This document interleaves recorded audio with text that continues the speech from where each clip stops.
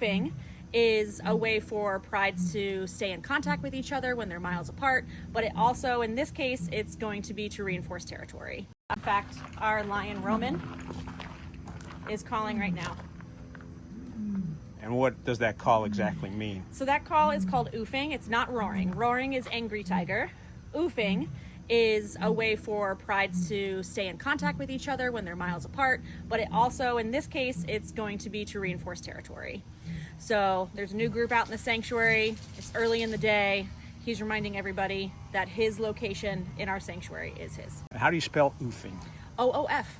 Oh, that's that easy. Yeah, it's one of those fun onomatopoeias like buzz. Onomatopoeia.